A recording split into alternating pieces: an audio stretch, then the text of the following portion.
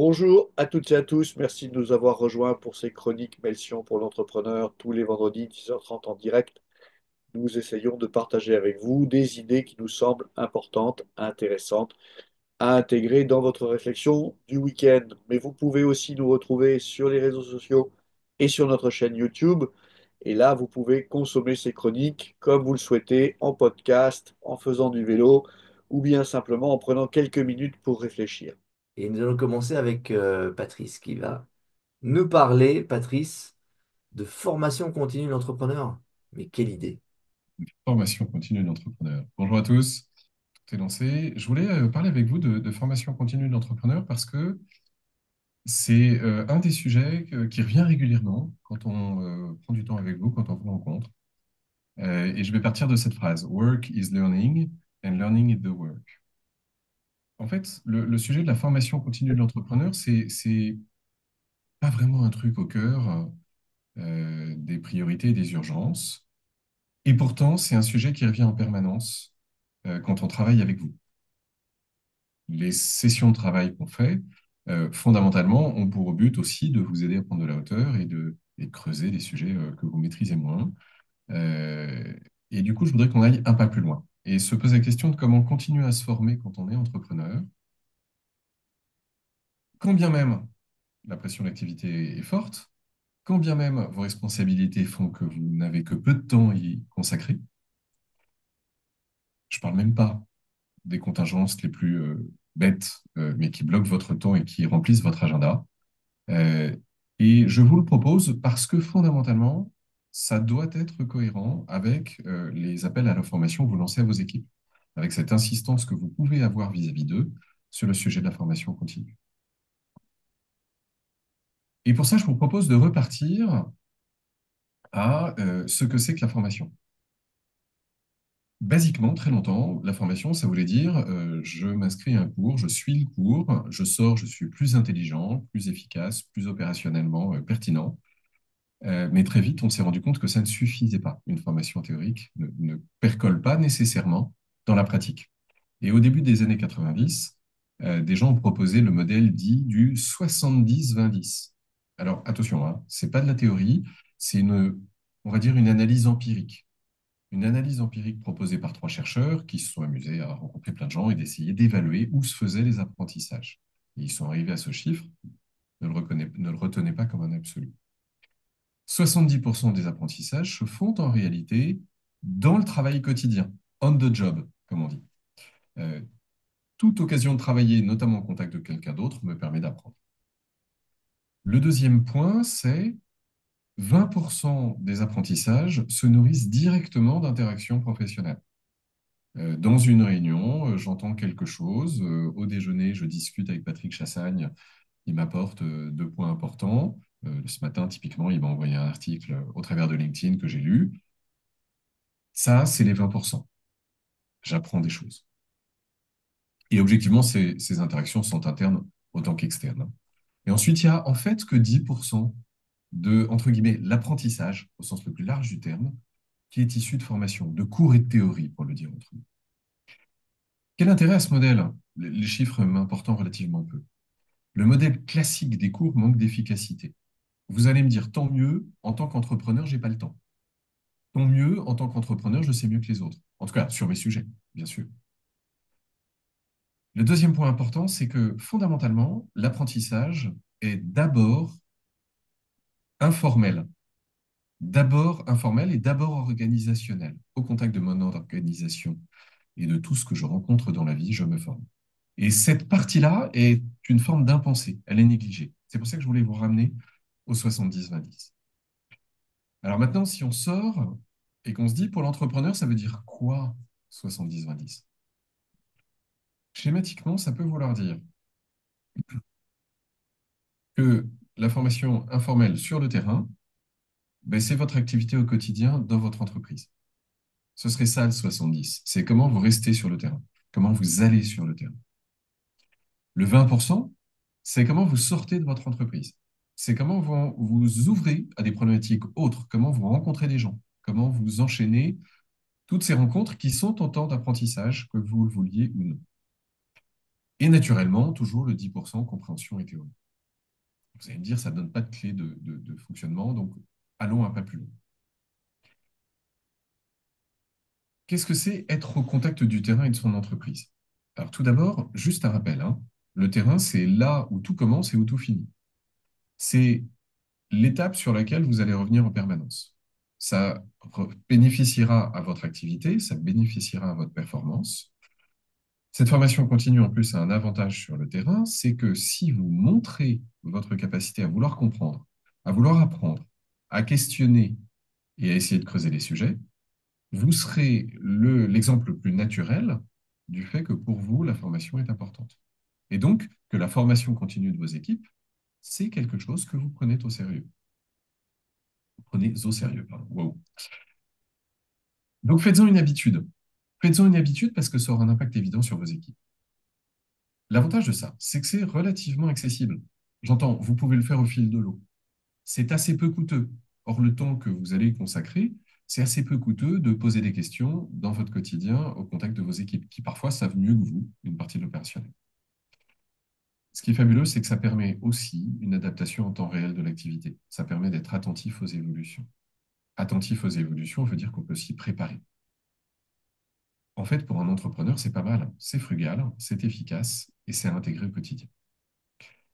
Donc, objectivement, le terrain, l'entreprise, votre entreprise, c'est le premier lieu d'apprentissage. Premier lieu d'apprentissage au contact de vos collaborateurs, de vos clients et de vos partenaires, mais j'ai envie de dire aussi premier lieu d'apprentissage pour vos collaborateurs, vos clients et vos partenaires. Souvenez-vous qu'il y a une forme de réciprocité là-dedans. Quand je vous dis ça, vous ne devriez pas être surpris, en tout cas pas chez Melsion. C'est fondamentalement une des attitudes qui sort du Toyota Production System. D'ailleurs, le Toyota Production System dont on vous parle se décrit parfois, et parfois décrit, fondamentalement comme un système d'apprentissage. Toute personne qui va sur le terrain pour être attentif au terrain, y trouve un lieu pour apprendre, un lieu pour comprendre. Et c'est le fameux Gemba dont on a pu vous parler par ailleurs, dont on peut vous parler au quotidien. Quand est-ce que vous descendez régulièrement voir les opérateurs, si vous êtes dans un atelier, je sais pas, les salariés en charge administratif, ceux en charge de la relation commerciale, etc., etc. Les fruits, les fruits, il y en a à chaque découverte. Il y en a à chaque découverte. Ça peut être des surprises, la fameuse surprise de l'effectuation. Ça peut être des paradoxes. Souvenez-vous, je vous avais parlé des paradoxes dans une chronique il y a longtemps. C'est en creusant les problèmes sur le terrain qu'on en acquiert une compréhension supérieure. Et parfois, la compréhension, c'est pas il y a un problème, c'est parfois notre activité est tenue par des paradoxes qui ne sont pas simples à manipuler. Mais le simple fait de comprendre le paradoxe donne des leviers d'action. C'est les échecs qu'on voit, c'est les erreurs qu'on voit, c'est les problèmes que les autres n'arrivent pas à résoudre. Surprise, paradoxe, échec et problème, paradoxalement, vous apporte des ressources.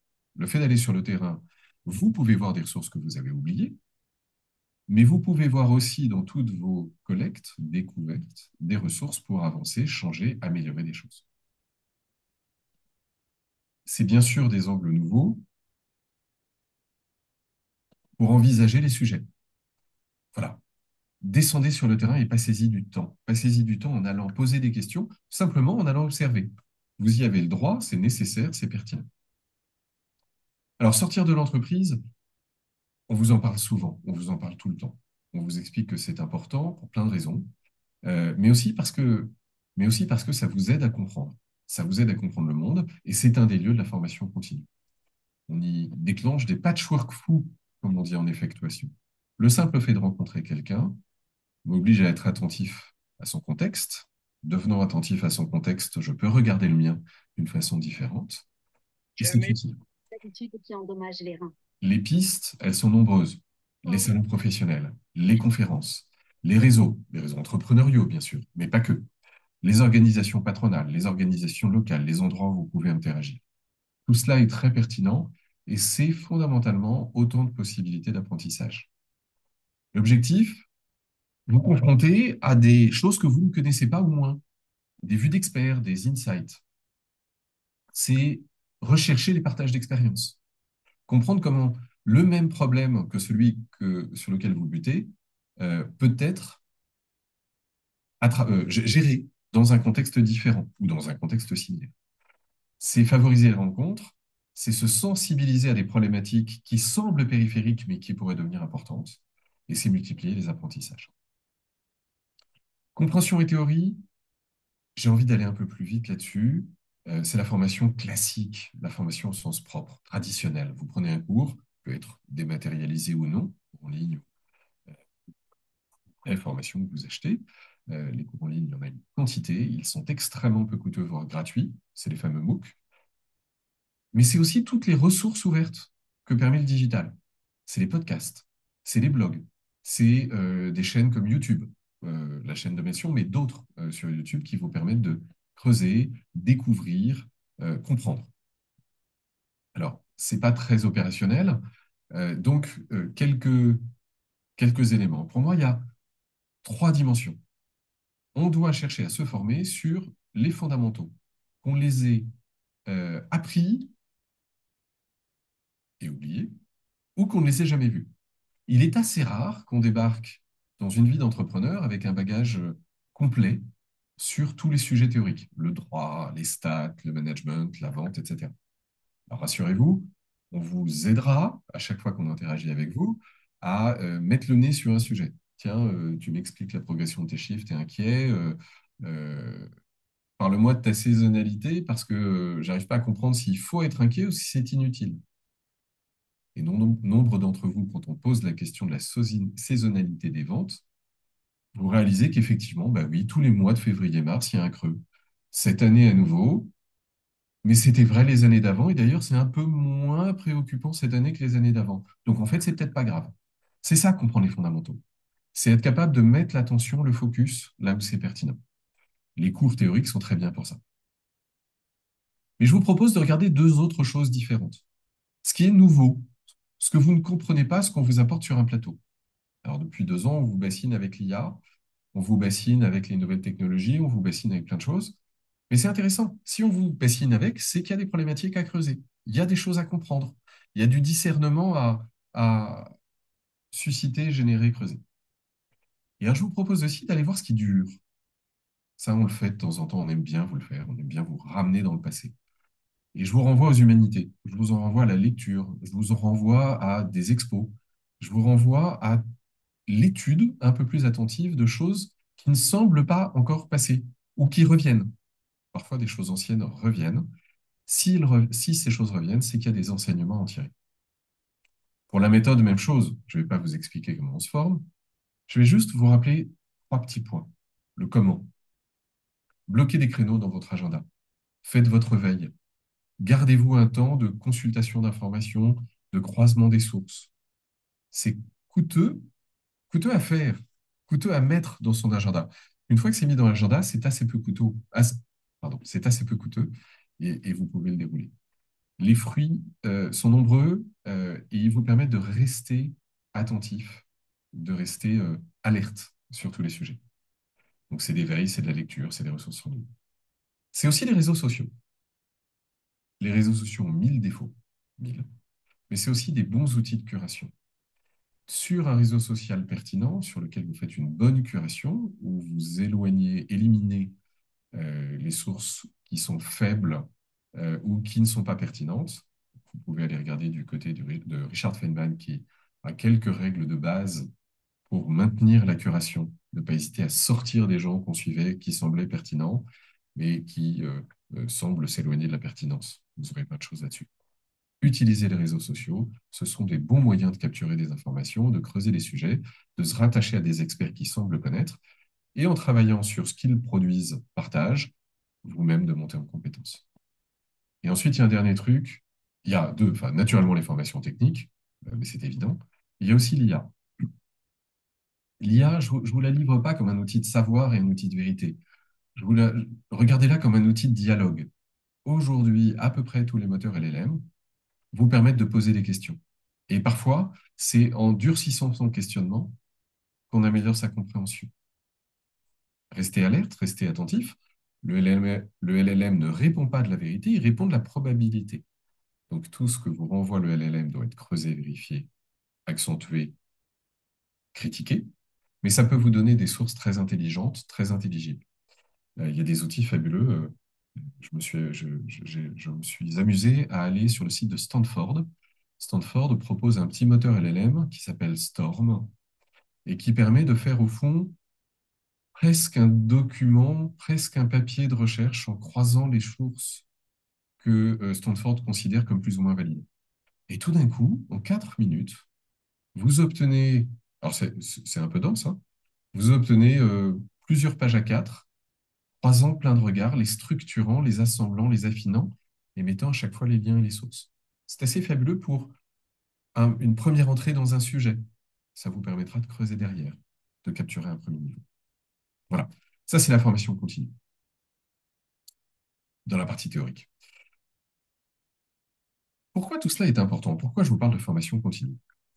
Parce que ça pose le sujet de la complexité et du chaos. Je vous avais parlé dans une vieille chronique d'un framework qui s'appelait Cynefin, Cynefin, quand on le lit, et qui fondamentalement proposait de regarder le monde sous forme de problèmes qui sont soit simples, soit compliqués, soit complexes et chaotiques. Les plus difficiles à appréhender, ce sont les complexes et les chaotiques, parce que la vérité est moins nette, parce qu'il faut faire émerger le sens. Toute la question de la formation continue, notamment pour l'entrepreneur, c'est ça. Comment je me confronte à ce que je ne comprends pas, de complexe ou de chaotique. C'est pas forcément plus chaotique ou complexe maintenant que ça l'était hier, quand bien même on est bombardé d'informations qui peuvent augmenter une forme de charge négative sur ce qui se passe. Le monde est complexe, le monde est chaotique, et tout changement est difficile à intégrer. Donc, il faut se préparer à regarder tout changement. Et c'est à ça que je vous demande de prendre, de prendre un peu, de consacrer un peu d'attention. Et du coup, j'ai envie de vous dire ce que devrait être la formation continue pour l'entrepreneur. Sans doute, une nécessité dans un monde complexe et chaotique. L'objectif de cette formation continue, au-delà de l'exemplarité qui serait la vôtre vis-à-vis de vos équipes, c'est d'essayer de faire émerger du sens dans ce que vous ne comprenez pas. C'est d'essayer d'avancer tout à fait conscient que la prédiction ne marche pas bien, voire pas du tout, mais que ça n'empêche pas d'apprendre pour essayer d'affronter ce qui va arriver. Du coup, l'objectif de votre formation continue, c'est vous armer votre organisation en termes de pérennité et préparer sa résilience. Ça vous permet de dépasser la tentation de la solution, la tentation de la lecture simple et simpliste des problèmes. C'est normal, notre cerveau adore ça. Un problème, une solution, oui, bien sûr. Mais est-ce que c'est le bon problème? Est-ce que c'est la bonne solution à ce problème dans ce contexte donné? Est-ce que la solution qui m'est apportée par quelqu'un ou la lecture qui m'est apportée par quelqu'un est pertinente et fiable? Quelles en sont les limites? C'est tout ça, le sujet de la formation continue pour l'entrepreneur. Et fondamentalement, je veux vous renvoyer à quelque chose d'un peu complexe qui s'appelle le PKM, Personal Knowledge Management. Au fond, comment je m'appuie sur la coopération pour apprendre, comprendre. C'est quoi le PKM? C'est une approche proposée par différentes personnes, dont une personne qui s'appelle Harold Jarch. Je vous renvoie à son blog. Il y a des ressources assez fabuleuses dedans. Il rappelle que on n'apprend pas tout seul, que nos observations et nos apprentissages isolés manquent de finesse, manquent de profondeur, et qu'il est important de se faire accompagner. Se faire accompagner dans ces observations et les apprentissages, c'est bénéficier d'angles multiples qui permettent d'enrichir le réel et pas de l'appauvrir. Ça nourrit la réflexion au quotidien. Cet échange de pratiques, d'observation, d'apprentissage permet, au fond, en permanence, d'allumer un moteur de réflexion qui va vous rendre disponible à accueillir des choses que vous verrez passer.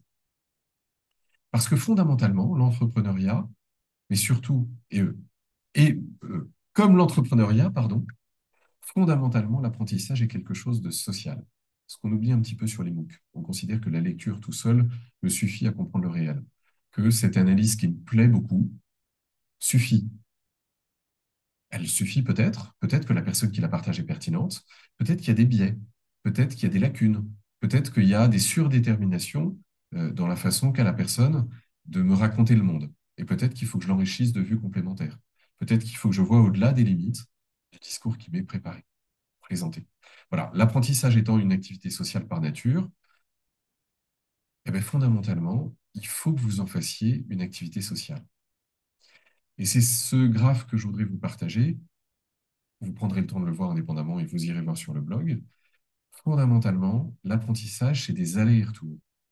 Des allers-retours au contact de mes équipes, du terrain, de là où je travaille, c'est la zone bleue. Paradoxalement, là, il y a de la confiance et une information qui est relativement claire. Et c'est aussi des choses, des cercles plus larges qui me permettent d'explorer. Des cercles plus larges pour aller chercher des choses que mon environnement bleu ne connaît pas, mais avec un degré de qualité déjà fort.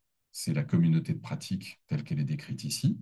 Mais c'est aussi savoir crawler dans un univers plus ambigu, les réseaux sociaux ou des réseaux beaucoup plus larges, humains qui n'ont pas besoin d'être sociaux. Et en fait, un aller-retour permanent pour tenter de faire émerger le sens, mais aussi de filtrer l'information, d'en filtrer la qualité, d'en voir les limites et les pieds. Voilà. Allez voir du côté du PKM, ça vous donnera des options pour aller plus loin. Pourquoi la formation continue pour l'entrepreneur? Parce que c'est une nécessité personnelle, parce que c'est un enjeu de management fort dans vos entreprises, pour vos équipes, parce que fondamentalement, c'est nécessaire à la résilience de votre activité, par cette capacité à mieux comprendre, à faire émerger du sens. Non pas à prédire, non pas à prévoir, mais à vous rendre disponible à ce qui est, ce qui va arriver. Donc, pensez PKM. Et pour paraphraser ce que disait Deming, la question c'est comment je passe de l'opinion à la connaissance.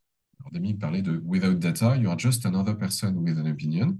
Fondamentalement, c'est se souvenir que pour passer de l'opinion à la connaissance, caractéristique de la knowledge economy, il faut bien que vous ayez frotté vos opinions à la paille du réel et idéalement avec différentes personnes en interagissant, conversant, explorant. Voilà.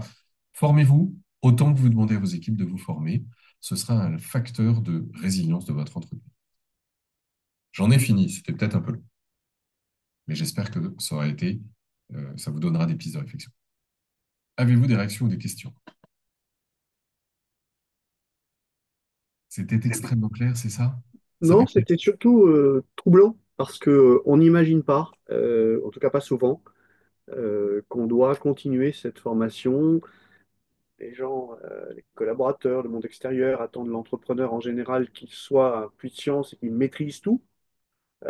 Et donc, cette idée de progression permanente, ça me fait penser, tu sais, que lorsque le courant t'emmène sur ton kayak, il faut que tu pagayes pour aller plus vite que le courant. C'est ce qui te rend manœuvrable. Et quelque part, cette obligation de continuer à se former, de se libérer du temps pour ça, dans un agenda qui est extrêmement contraint souvent. Je pense que tu rappelles quelque chose de fondamental, prendre le pas de recul et puis questionner, et tu donnes des clés qui me semblent précieuses. Je regarderai à nouveau cette chronique de façon à la savourer. En tout cas, cher Patrice, merci d'avoir plongé dans cette question peu évoquée. Oui, Franck, ton micro, s'il te plaît.